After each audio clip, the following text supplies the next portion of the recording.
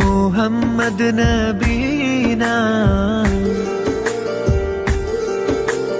محمد نبینا بالنور آتینا من مکہ حبیبی نور سطع المدینہ من صلى صلاة واتلب صفات یا دین کی باتوں کو غور و فکر سے نہیں سنا تو خدا کی قسم یہ بڑے خسارے کی بات ہوگی۔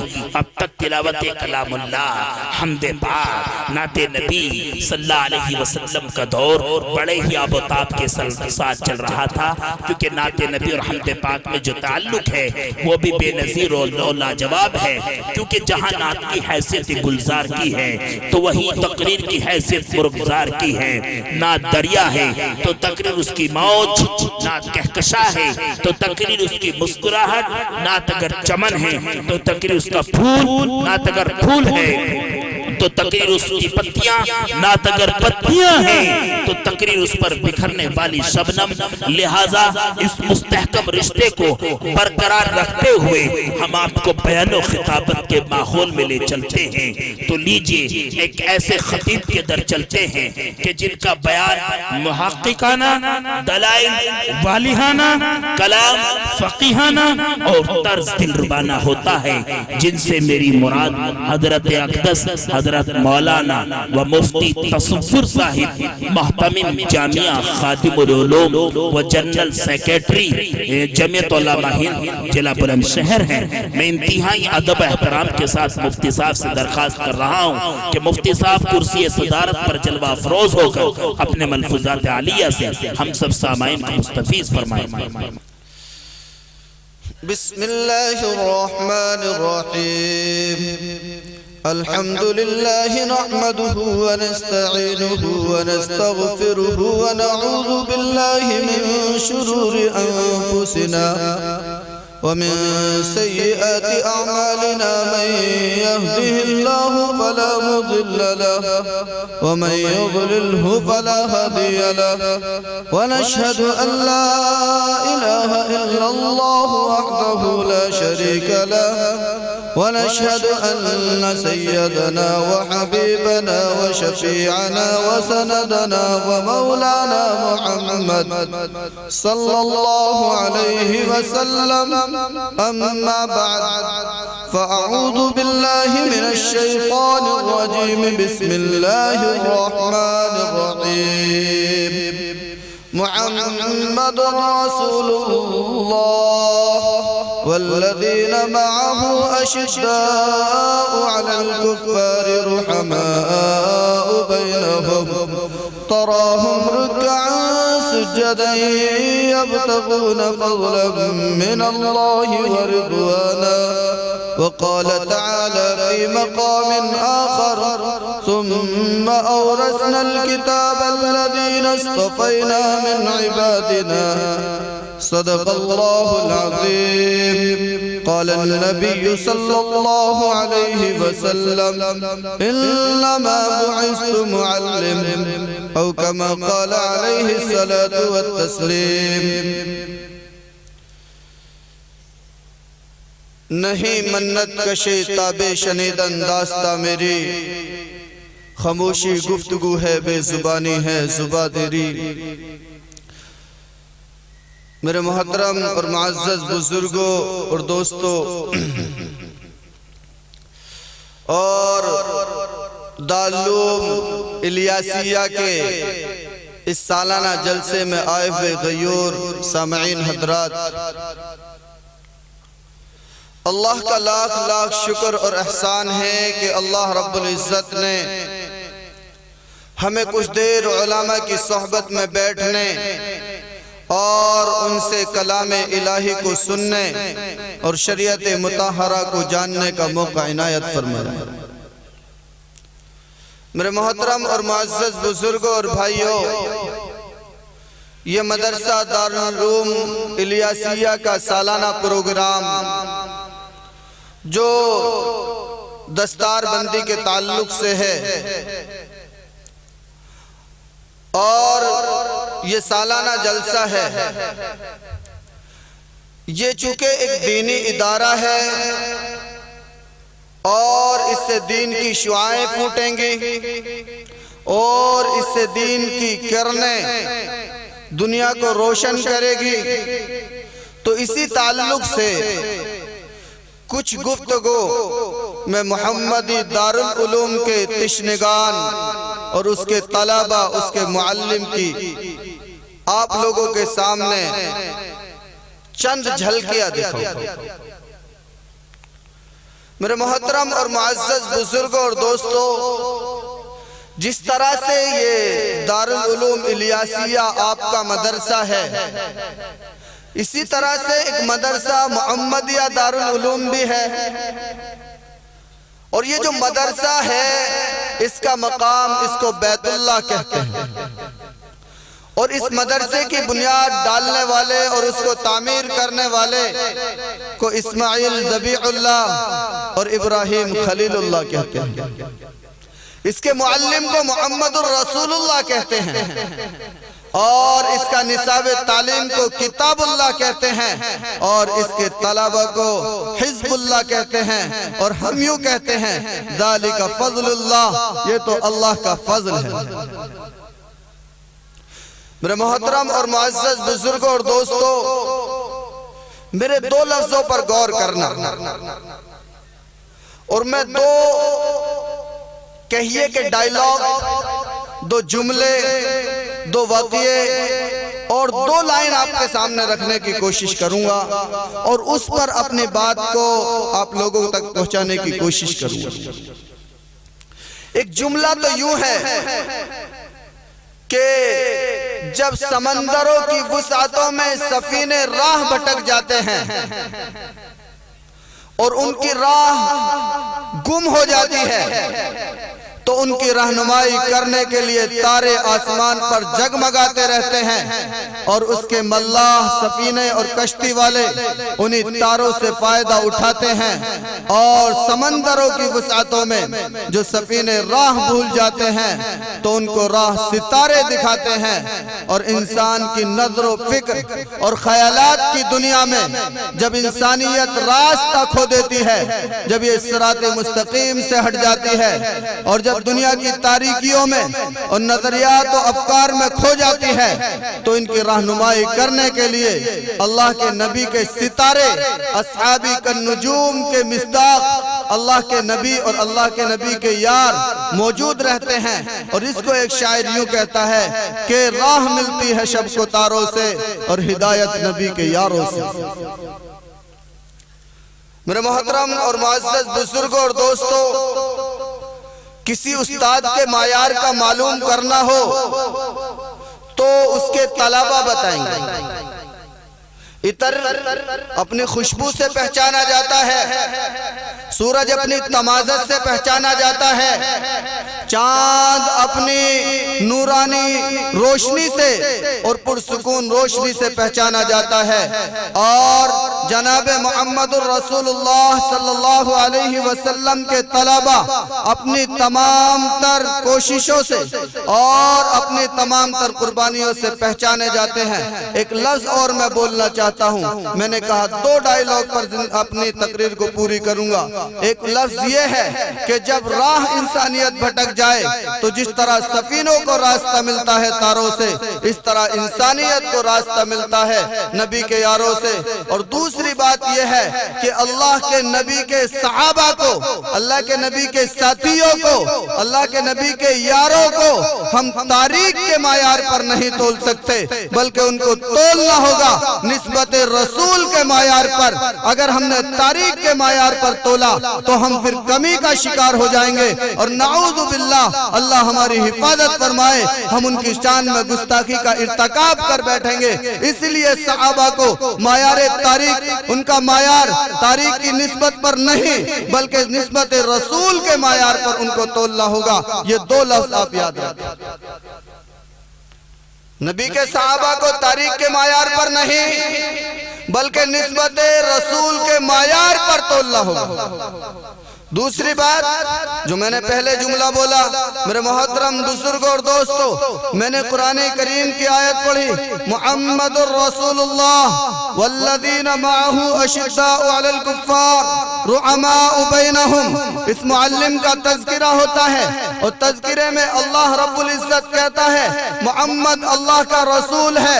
और ये सिर्फ कुरान नहीं कहता बल्कि दुनियाए इंसानियत भी मोहम्मद को अल्लाह का रसूल मानती है, बेदाग इंसान मानती है, मासूम मानती है। और अल्लाह के नबी की शान में पूरा कुरान उतरा है। सहाबा ने उस कुरान पर कुर्बानी देकर सहाबा ने मोहब्बत का हक अदा किया है। लेकिन बहुत सारे लोग इस मुअल्लिम की इल्म की, इस मुअल्लिम के मुअल्लिम होने की जो कसमें खाते हैं वो लोग हैं जिनका ताल्लुक इस्लाम से नहीं है बल्कि दीगर अक़वाम से है। वो भी मुहम्मदुर रसूलुल्लाह पर अपना ईमान यूं साबित करते हैं कि मोहम्मद जैसा शख्स न दुनिया में कोई आया है और न दुनिया में कोई आ सकता है। और असल बात तब है जब दुश्मन भी तारीफ करने पर आमादा हो जाए। अल फज़्लु मा शहिदत बिहिल आदा। जब दुश्मन फजीलतों के गुणगान करने लगे तो आप समझ लीजिए कि आपका जो मुद्दा है, आपका जो मनसब है और आपका जो मकाम है और जो आपका मतमए नजर है वो यकीनन कामयाब है। अल्लाह के रसूल की सीरत को हम यूं कहते हैं कि सहाबा ने किस अंदाज पर बयान किया है, अबू बकर ने किस तरह से बयान किया है, ये मसला अलग छोड़ दीजिए। मेरे मोहतरम बुजुर्गों और दोस्तों, अल्लाह के नबी की सीरत को गैरों की जबान से सुनेंगे तो मालूम होगा हमारा मुअल्लिम कैसा था। मैं उस तरफ भी ज्यादा जाने की कोशिश नहीं करूंगा। बहुत सारे लोगों ने अल्लाह के नबी की शान में बहुत सारे कसीदे लिखे। एक माइकल एच हार्ट है, ये मुअर्रिख है और एक केमिस्ट्री का बहुत बड़ा इंसान है, हिस्ट्रिकल पर्सन है। वो एक बुक बनाता है और जिसमें 100 ऐसे लोगों को छांटता है जिन्होंने दुनिया में इनकलाबात बर्पा किए हैं। और उसकी अपनी एक किताब जिसको वो शाये करता है, ये 1978 में उसने शाये की और इस किताब का नाम अ ranking of the most influential personalities of the history है। इसमें सबसे पहला नाम जनाब मुहम्मदुर रसूलुल्लाह का लेता है और यूं कहता है कि सुनने वालों को और पढ़ने वालों को इस बात से ताज्जुब होगा कि मैंने जनाब मुहम्मदुर रसूलुल्लाह का नाम क्यों सबसे पहले लिया है, जबकि मेरा ईमान उन पर नहीं है, मैं मुसलमान नहीं हूं बल्कि मैं तो उस मजहब से आता हूं जो उनके खिलाफ है। उसके बावजूद सबसे पहला नाम मैंने उनका लिया है। इसकी वजह यह है मैंने दुनिया के लोगों को देखा है, वो किसी यूनिवर्सिटी से पढ़े हैं, किसी कॉलेज से पढ़े हैं, किसी इंस्टीट्यूशन से उनका ताल्लुक है, कोई उनका उस्ताद है और उन्होंने दुनिया में इनकलाब बर्पा किया। लेकिन जब मैं जनाब मुहम्मदुर रसूलुल्लाह को देखता हूँ मुझे दुनिया में कोई उनका मुअल्लिम नजर नहीं आता, उनका कोई इंस्टीट्यूशन नजर नहीं आता, उनकी कोई कॉलेज और यूनिवर्सिटी नजर नहीं आती। अल्लाह अपने नबी को पैगाम देता है, मुहम्मदुर रसूलुल्लाह पूरी दुनिया को एक पैगाम देता है, एक उसूल देता है, एक ज़ाब्ता देता है। और जनाब मुहम्मदुर रसूलुल्लाह के उसूल पूरी दुनिया के दिमाग नहीं काट सके। जनाब मुहम्मदुर रसूलुल्लाह ने दुनिया में किसी से लिखना पढ़ना नहीं सीखा, तब जाकर वो इनकलाब बर्पा किया कि ऐसा पूरी दुनिया में कोई आदमी नहीं कर पाया। इसीलिए मैं मुहम्मदुर रसूलुल्लाह को पहला मकाम देता हूं। मेरे मोहतरम बुजुर्गों और दोस्तों, साउथ अफ्रीका का एक हिस्ट्रिकल इंसान है डॉक्टर बासवत स्मिथ। ये लिखता है कि जनाब मुहम्मदुर रसूलुल्लाह सल्लल्लाहु अलैहि वसल्लम दुनिया में सबसे बुजुर्ग तरीन हस्ती है। मेरे मोहतरम बुजुर्ग और दोस्तों, एडवर्ड गब्बन ने ये मुहम्मदुर रसूलुल्लाह के ताल्लुक से लिखा कि आपका मजहब शक व शुबहात से पाक है। और लाला लाजपत राय यूं लिखता है कि मोहम्मद का मजहब कोई मजनूना मजहब नहीं है। रविंद्रनाथ टैगोर ने तारीफ की, महात्मा गांधी यूं कहते हैं कि मैं कुरान को इल्हामी किताब तस्लीम करने में जर्रा बराबर भी शक व शुबा नहीं समझता। और डॉक्टर माइकल तो एक नाम है जिन्होंने यूं लिखा कि मैं جناب محمد رسول کو سب سے پہلا معلم اور سب سے بہتر انسان اس لیے مانتا ہوں کہ جب میں دیکھتا ہوں کہ جب کسی کی بیوی اس کی عظمت کا اعتراف کرنے پر آ جائے تو وہ آدمی اچھا ہوتا ہے۔ میں نے دیکھا جناب محمد رسول اللہ کے ازواج مطہرات کو کہ انہوں نے کس طرح سے اپنے نبی کی، اپنے شوہر کی تعظیم کی ہے۔ میں اس بات سے سمجھ گیا کہ جناب محمد رسول اللہ وہ شخصیت ہے کہ دنیا میں ان کا ثانی نہیں ہے۔ میرے محترم بزرگ اور دوستو، ڈاکٹر اسپینگر، پروفیسر باسوت اسمتھ، مسٹر ڈی رائٹ اور بوائے کارلائل وغیرہ جیسے لوگوں نے نبی پاک علیہ السلام کی تعریف کی۔ ابھی ہمارے شعراء اکرام جو قرآن کی زبانی، صحابہ کی زبانی، علماء کی زبانی نبی پاک علیہ السلام کی تعریف کر رہے تھے۔ میں ان لوگوں کا تذکرہ کر رہا ہوں جو محمد کا کلمہ تو نہیں پڑھتے لیکن محمد کا قصیدہ پڑھتے ہیں۔ اور ایک انسان یوں لکھتا ہے He was the only man in history who supremely successful on both religious and secular۔ میرے محترم بزرگ اور دوستو، تو ہمارا معلم وہ ہے جس پہ دنیا کی صداقتیں شاہد آتی ہیں، دنیا کے لوگ جس کی تصدیق کرتے ہیں، دنیا کے غیر لوگوں کے دلوں میں جس کی عظمت ہے، وہ جناب محمد رسول اللہ صلی اللہ علیہ وسلم کی تعریف کرتے ہیں۔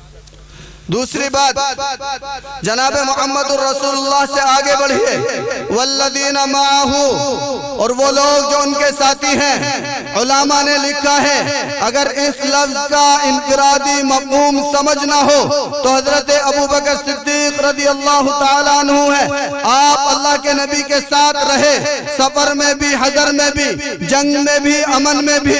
آپ غار ثور میں بھی آپ کے ساتھ رہے، آپ ہر وقت آپ کے ساتھ ہیں۔ اور آج بھی والذین معہ کی مثال بن کر وہ گنبد خضرا میں آرام فرما رہے ہیں، آپ کے ساتھ آرام فرما رہے ہیں۔ اور ایک وقت اللہ کے نبی نے یوں فرمایا، ایک طرف ابو بکر کا ہاتھ، ایک طرف عمر کا ہاتھ، اللہ کے نبی نے دونوں کا ہاتھ پکڑا اور ہاتھ پکڑنے کے بعد یوں اٹھایا، لوگوں یہ منظر اپنے دل میں بسا لو، اپنی آنکھوں میں اس منظر کو بسا لو، کل قیامت کا دن ہوگا، دائیں طرف ابو بکر ہوگا، بائیں طرف عمر ہوگا اور تمہارا نبی اس طرح سے اٹھ کر آئے گا۔ ہاکذا نحشر یوم القیامہ، ہمیں قیامت کے دن اس طرح سے اٹھایا جائے گا۔ آج تو نیتاؤں کے ہاتھ اٹھا کر یہ بتایا جاتا ہے یہ ہمارے آدمی ہیں، ان کی پرسنالٹی کچھ بڑی ہے اور یہ تم پر فوقیت رکھتے ہیں کیونکہ یہ بڑے نیتاؤں کے قریبی ہیں۔ اللہ کے رسول نے ہاتھ اٹھا کر کہا ہاکذا نحشر یوم القیامہ، کل قیامت کے دن ہم اس طرح اٹھیں گے۔ تو میں یوں کہتا ہوں والذین معہ کی اصل تفسیر یوں ہے اور اس کا انفرادی مفہوم حضرت ابوبکر صدیق۔ اور آگے چلیے، اشداء علی الکفار، حق اور باطل کے سلسلے میں سخت، اپنی عدالتی فیصلوں کے ذریعے سے، اپنی بے نظیر دماغ اور عقل مندی کے اعتبار سے فاروق اعظم رضی اللہ تعالی عنہ ہے۔ تو میرے محترم بزرگوں اور دوستو، دنیا کی تاریخ گواہ ہے، دنیا میں 3 دعائیں ایسی مانگی گئیں جن کی قبولیت کی بنیاد پر پوری دنیا میں انقلاب پیدا ہوا۔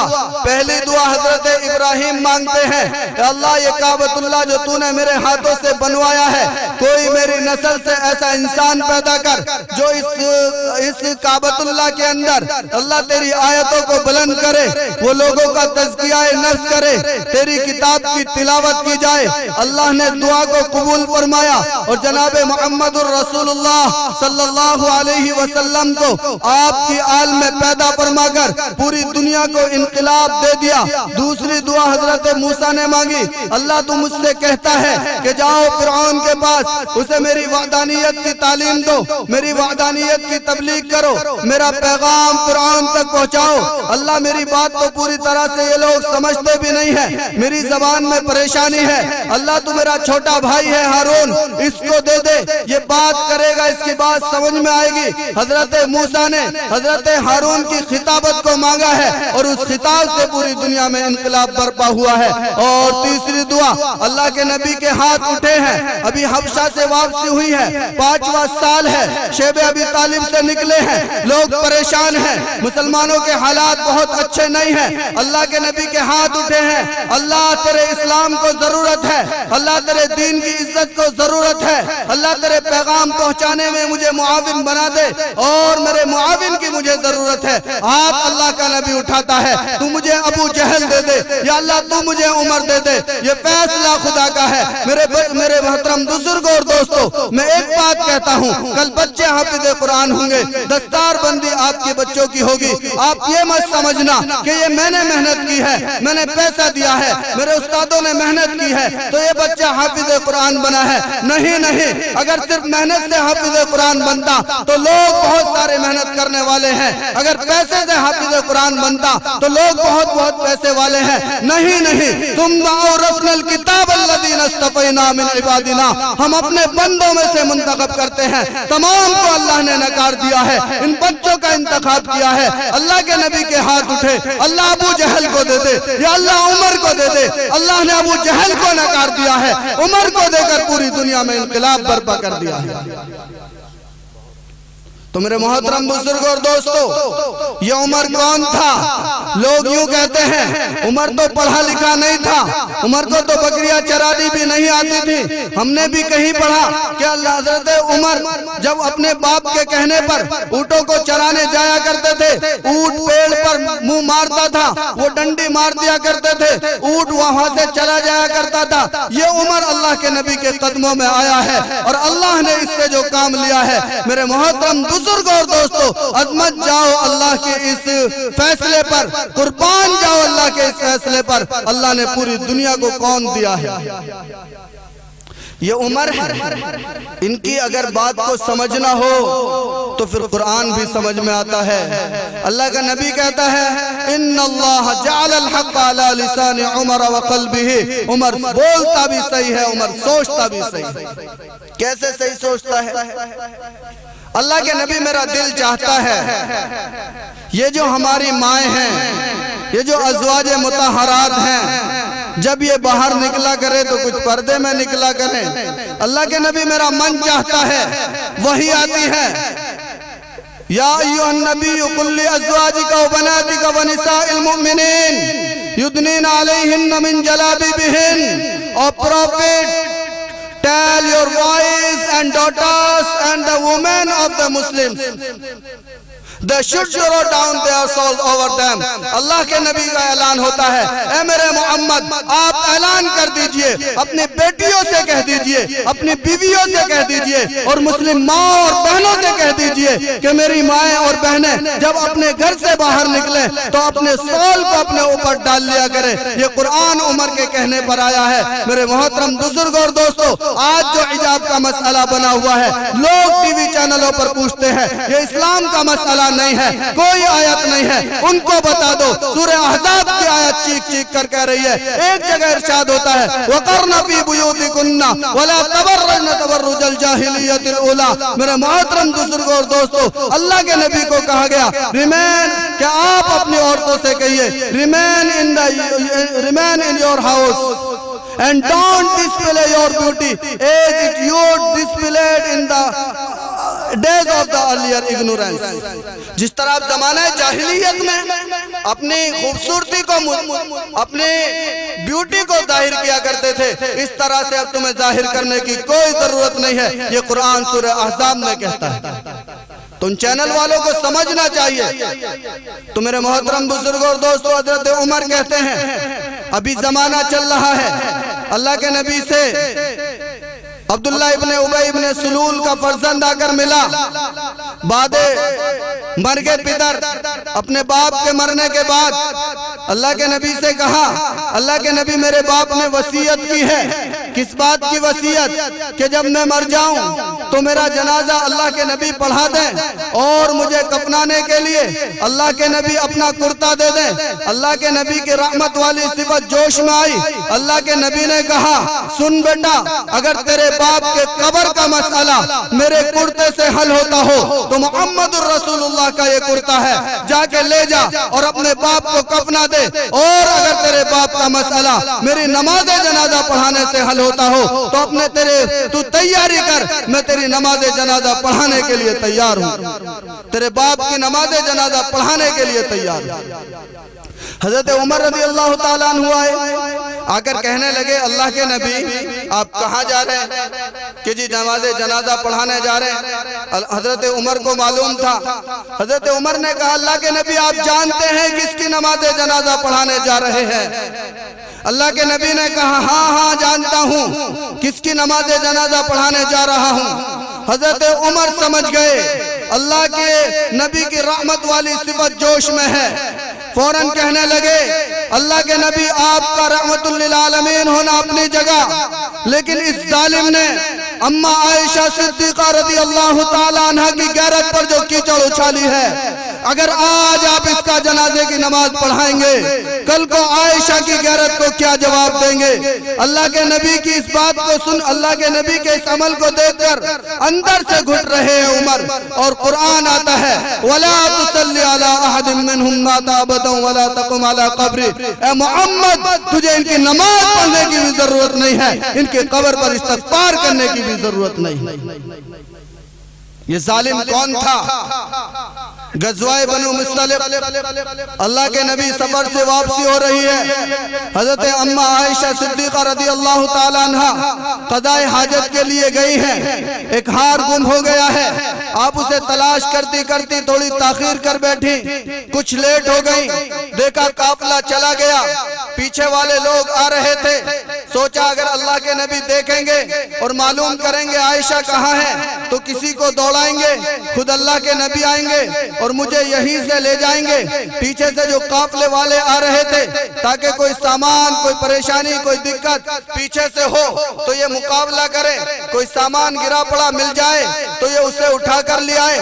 انہوں نے دیکھا اماں عائشہ صدیقہ رضی اللہ تعالیٰ عنہ بیٹھی ہے، انہوں نے اونٹ کو بٹھایا، اس پر اماں عائشہ صدیقہ کو سوار کیا، یہ لوگ چلتے رہے۔ ان ظالم بدبختوں کو پتہ لگا، انہوں نے اماں عائشہ صدیقہ کی طہارت پر، پاکیزگی پر، آپ کی عفت پر کیچڑ اچھالنے کی کوشش کی۔ نبی کے دل میں بھی پریشانی اور نبی کے دل میں پریشانی کے حالات ہیں۔ ادھر نبی پاک علیہ السلام کا رفیق یار اور رفیق گار ابو بکر صدیق بھی پریشان ہے، اور ادھر حضرت اماں عائشہ کو کچھ معلوم نہیں ہے۔ اماں عائشہ نے دیکھا اللہ کے نبی کا چہرہ میری طرف سے ناگواری کے اثرات ظاہر کر رہا ہے، آپ نے اجازت لی، اپنی ماں کے گھر چلی گئی، ماں کو دیکھا تو پریشان ہے، باپ کو دیکھا تو پریشان ہے، وجہ پوچھی کوئی وجہ نہیں بتا رہا۔ ام مستح نے وجہ بتائی، اماں عائشہ صدیقہ نے کہا ماں سے تم میری عفت کی قسم کھاؤ، میری عفت کا جواب دو، میری پاکیزگی کا جواب دو۔ ماں کوئی بات نہیں سنتی۔ اماں عائشہ صدیقہ نے مسلح اٹھایا، اور مسلح اٹھانے کے بعد ایک گھر کے اس کونے کی طرف چل دی جہاں پر تنہائی تھی، اور کہنے لگی یہ ہائی کورٹ تو نہیں سنتے، میں تو سپریم کورٹ کا دروازہ کھٹکھٹانے جا رہی ہوں۔ ادھر اللہ کے نبی نے اپنے یاروں دوستوں کو بلایا، ہنگامی میٹنگ شروع کی، اور میٹنگ کرنے کے بعد لوگوں سے رائے لی۔ لوگوں نے کہا اللہ کے نبی آپ کے لیے عورتیں کم تو نہیں ہیں۔ حضرت فاروق اعظم کھڑے ہو گئے، قربان جاؤں میں اس کی عقل پر، اس کی تدبر اور اس کی حکمت پر، اس کی دانائی پر۔ اللہ جب فیصلہ کرتا ہے تو کیسا فیصلہ کرتا ہے؟ ابو جہل کو نہیں دیا، عمر کو دیا۔ عمر کھڑے ہو گئے، اللہ کے نبی سے پوچھا ایک بات مجھے بتاؤ، یہ انتخاب عائشہ جو ہے یہ خدا کا انتخاب ہے یا آپ کا انتخاب ہے؟ یہ جو عائشہ کو چنا گیا ہے یہ تمہاری رائے تھی یا اللہ کی رائے تھی؟ اللہ کے نبی کو ایک رائے سے دماغ ایک طرف لے جانے کا موقع ملا۔ کہنے لگے یہ انتخاب خدا ہے۔ حضرت عمر بول اٹھے اگر یہ انتخاب خدا ہے تو فیصلہ بھی خدا کرے گا، اگر انتخاب تمہارا ہوتا فیصلہ تم کر لیتے، یہ انتخاب خدا کا ہے، فیصلہ بھی خدا کرے گا۔ اور قرآن کہتا ہے اولئک مبرؤون مما یقولون لہم مغفرۃ ورزق کریم، اور اپنے نبی کی معصومیت کی قسم کھاتا ہے الخبیثات للخبیثین والخبیثون للخبیثات الطیبات للطیبین والطیبون للطیبات۔ حضرت اماں عائشہ صدیقہ کی برأت کا اظہار کرتے آپ فرماتی ہیں لوگوں پر تہمتیں لگی، حضرت موسیٰ پر لگی، عورت بول اٹھی، حضرت یوسف پر لگی بچہ بول اٹھا، حضرت مریم پر لگی چھوٹا سا عیسیٰ بول اٹھا، لیکن جب یہ تہمت کا، جب ان ظالموں کی بددینیت کا، جب ان ظالموں کی بدنیتی کا اثر اما عائشہ صدیقہ پر پہنچا تو قرآن بول اٹھا، عرش پر رحمان بول اٹھا اور کہہ دیا اولئک مبرؤون مما یقولون لہم مغفرۃ ورزق کریم۔ یہ اما عائشہ کی فضیلت ہے۔ اللہ کے نبی سے حضرت عمر نے یوں کہا، اس ظالم کی نماز جنازہ پڑھانے جا رہے ہو جس نے اما عائشہ کی غیرت پر کیچڑ اچھالی۔ کسی شاعر نے کہا، تیری پاکیزگی پر نطق فطرت نے شہادت دی، تجھے عظمت عطا کی، عافیت بخشی، فضیلت دی۔ اگر تیری سحر پرور ادا پر داغ آ جاتا، خدا کا انتخابی فیصلہ مخدوش کہلاتا۔ اور رسول اللہ نے رکھا ہے صدیقہ لقب تیرا، فقط فرشی نہیں عرشی بھی کرتے ہیں ادب تیرا۔ دوپٹے نے جنگ بدر میں یہ مرتبہ پایا، اسے پرچم بنا کر مخبر صادق نے لہرایا۔ تیرا حجرہ امین خاص ہے ذات رسالت کا، بساط ارض پر ٹکڑا یہی ہے باغ جنت کا، یہی پر رحمت للعالمین رہتے ہیں، تیرا حجرہ ہے جس کو جنت الفردوس کہتے ہیں۔ تو یہ حضرت عمر رضی اللہ تعالیٰ عنہ۔ میرے محترم بزرگ اور دوستو، یہ میں محمدی دارالعلوم کی بات کر رہا ہوں، اور اس محمدی دارالعلوم کا نصاب کیا ہے؟ اس کا نصاب قرآن ہے، اور نصاب قرآن کیا ہے؟ وہ اسلام ہے۔ اسلام کو قرآن کہتا ہے ان الدین عند اللہ الاسلام، only the religion before Allah is Islam، ومن یبتغی غیر الاسلام دینا فلن یقبل منہ۔ If anyone desire a religion other than Islam, never will it be accepted of him۔ اگر اسلام کو چھوڑ کر آؤ گے تو تمہاری کوئی بات ایکسپٹ نہیں کی جائے گی، کوئی طریقہ قبول نہیں کیا جائے گا۔ اللہ کے نزدیک آپ کا طریقہ صرف ایک ہے، اور وہ قرآن کریم کا طریقہ ہے، وہ صراط مستقیم کا طریقہ ہے، وہ ضلالت و گمراہیوں والا طریقہ نہیں ہے۔ میرے محترم بزرگ اور دوستو، مجھے کچھ ایسا محسوس ہو رہا ہے کہ جو مجھے وقت ملا تھا وہ تقریباً اختتام پذیر ہے، اس لیے میں ایک بات اور کہہ کر آپ سے جدا ہو جاؤں گا۔ وہ بات یہ ہے، ہمارا معلم وہ لاسانی معلم ہے جس کی مثال دنیا میں نہیں ملتی۔ لوگ کہتے ہیں اسلام تلوار کے زور سے پھیلا، ہم کہتے ہیں ہمارے نبی کی علم کو دیکھ کر، اس معلم کی رہنمائی کو دیکھ کر، اس کی سیرت کو دیکھ کر یہ اسلام پھیلا ہے۔ اگر اسلام تلوار کے زور سے پھیلتا تو بتاؤ کوئی عمر ابن خطاب تو تلوار لے کر نکلا تھا، مگر چند ساعت کے بعد ہی سر جھکائے کیوں پڑا ہے؟ مجھے بتاؤ کہ فاتح عراق خالد ابن ولید اور فاتح شام ابو عمید عابر، آپ بتاؤ کہ فاتح مصر اور فاتح ایران آپ کے قدموں پہ کیوں پڑے ہیں؟ کوئی بتائے؟ ہندہ بنت ربیعہ آپ کے قدموں پہ کیوں پڑی ہے؟ اس نے تو آپ کے چچا کا کلیجہ چبایا۔ جیرہ، عدسہ، بحرین، حبشہ، یہ تمام کے تمام علاقے کیوں مسلمان ہوئے جبکہ تاریخ ہے کہ ان کے پاس کوئی نہیں گیا؟ معلوم یہ ہوا کبھی یہود سے منتخب کرتا ہے تو عبداللہ ابن سلام کو اللہ بلا لیتا ہے، کبھی نجوسیوں سے اللہ انتخاب کرتا ہے، کبھی عیسائیوں سے اللہ انتخاب کرتا ہے، اور جب انتخاب کرنے پر آتا ہے تو اللہ عرش سے انتخاب کرتا ہے تو بلال کا کرتا ہے، اور جب نکارنے پہ آتا ہے تو ابو طالب کو نکار دیتا ہے۔ ایک بات کہہ رہا ہوں، سننا، غور کرنا۔ تان و تشنیع بہت کرتے ہیں، یہ حافظ ہیں، یہ علماء ہیں، یہ انتخاب خدا ہے، ہمارا اس میں کوئی درخواست، کوئی اپلیکیشن کام نہیں آتی۔ اللہ کے نبی کے ساتھ محبت کا معاملہ ہے، مودت کا معاملہ ہے، اللہ کے نبی کے ساتھ اور تمام تر رشتے ہیں۔ اللہ کے نبی کی کفایت کرنے والا اور کفایت کرنے والا ابو طالب محروم ہو جاتا ہے، اور جب اللہ انتخاب کرتا ہے تو ایک حبشی غلام کا جس کا رنگ کالا ہے، جس کے بال موٹے ہیں، جس کے ہونٹ موٹے موٹے ہیں، جو اگر آپ کو جنگلوں میں نظر آ جائے تو آپ کوئی جانور سمجھ کر واپس آ جائے، لیکن جب انتخاب کرتا ہے تو وہ بلال کا انتخاب کرتا ہے، اور انتخاب کیسا کرتا ہے؟ والذین معہ، اور وہ لوگ جو ان کے ساتھ رہتے ہیں، اور اس کی مثال دیکھو۔ اللہ کا نبی کہتا ہے بلال کیا بات ہے، جنت میں تمہارے قدموں کی آہٹ مجھے محسوس ہوتی ہے۔ یہ انتخاب خدا ہے۔ اور جب رد کرنے پر آتا ہے آپ کی پیدائش پر خوشی منانے والا اور اپنی باندی کو آزاد کرنے والا ابو لہب وہ ٹھوکریں کھاتا ہے، قیامت تک اس پر لعنتیں برستی ہیں۔ اسی لیے میں کہہ رہا ہوں اگر کوئی عالم ہے انتخاب خدا ہے، کوئی حافظ ہے یہ انتخاب خدا ہے، اور جس کو اللہ بڑا بنا دے، جس کا انتخاب خدا کر دے، دنیا کی طاقت نہیں ہے اسے نیچا دکھانے کی۔ آپ اور ہم کون ہوتے ہیں اس کو نیچا دکھانے والے؟ تو میرے محترم بزرگ اور دوستو، لوگ کہتے ہیں مدرسے بہت ہو گئے، کیا ہمارا بچہ ناظرہ پڑھنے والا بن گیا؟ کیا ہمارے تمام لوگوں کو نماز کے مسائل آتے ہیں؟ کیا ہمارے تمام لوگوں کو حج کے مسائل آتے ہیں؟ روزے کے مسائل آتے ہیں؟ ابھی جنازے کی نماز ہو جائے تو 50-60 لڑکے تو آپ میں سے نکل کر باہر کھڑے ہو جائیں گے، جبکہ آپ کو اندازہ اور معلوم ہے کہ صرف 4 تکبیر اللہ اکبر بھی کہہ لے تو ہماری نماز ہو جائے، لیکن پھر بھی کھڑے ہو جائیں گے۔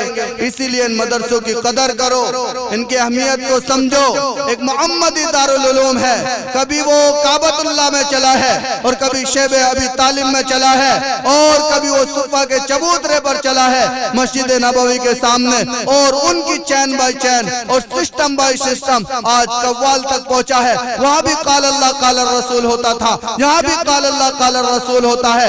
اس لیے ان کا حوصلہ بن جائیے۔ اور ایک بات کہتا ہوں، اپنے بچوں کو دونوں تعلیم سے آراستہ کرنا۔ اگر دونوں تعلیم سے آراستہ نہیں کیا آپ مضبوط نہیں بن سکتے، آپ معذور بنیں گے۔ اور کسی کی ایک ٹانگ بڑی مضبوط ہو اور دوسرے پیر بیساکھیوں کا محتاج ہو، اسے مضبوط نہیں کہتے، اسے معذور کہتے ہیں۔ اسی لیے آپ دونوں ہاتھوں کو مضبوط کریے، اور آپ کے ہاتھ میں قلم پکڑنے کی طاقت بھی ہو اور اپنا حق حاصل کرنے کی بھی ہاتھ میں طاقت ہو، اور پھر مضبوط معاشرہ آپ کا وجود میں آئے۔ اس لیے دونوں تعلیم سے بچوں کو آراستہ کرو۔ میں نے پوچھا یہاں آتے ہی کیا تعلیم دونوں ہوتی ہیں؟ کہا جی دونوں تعلیم ہوتی ہیں، رنگ اسلامک ہو، کلچر اسلامک ہو، تہذیب اسلامک ہو، اور تعلیم اتنی مضبوط ہو کہ جہاں ہم جائیں ہمارے چرچے ہوتے چلے جائیں۔ اس لیے دونوں تعلیم سے اپنے بچوں کو مزین کیجئے، آراستہ کیجئے، اور ان مدرسے والوں کے معاون بنیے، اپنی رائے کے ذریعے سے بھی، پیسے کے ذریعے سے بھی، اور تمام چیزوں کے ذریعے سے۔ جیسا قاری صاحب نے بتایا کہ آپ لوگ ان سے جڑے ہوئے ہیں، مدد کر رہے ہیں، تعاون کر رہے ہیں، اور آپ کا بیٹھا ہونا اس بات کا ثبوت ہے۔ آگے تک بھی اس بات کو آپ کرتے رہیں۔ اللہ سے دعا کریں کہنے سننے سے زیادہ عمل کی توفیق عطا فرمائے۔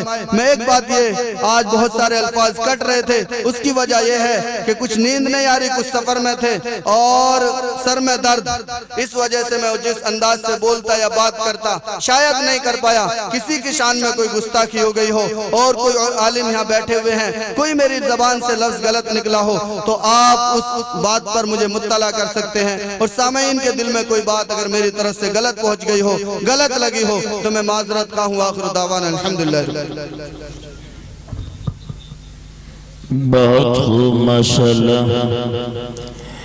یہ تھے جناب حضرت مولانا و مفتی تصور برنی صاحب، محتمم جامعہ خاتم العلوم بجھڑا کالا ضلع ہاپوڑ۔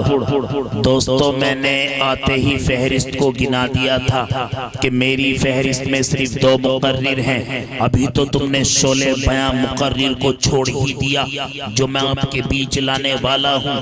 لیکن دوستو میں یوں سمجھتا ہوں کہ آپ نہ اٹھیں، اگر آپ ان کو سنے بغیر چلے گئے تو میں یوں سمجھوں گا کہ آپ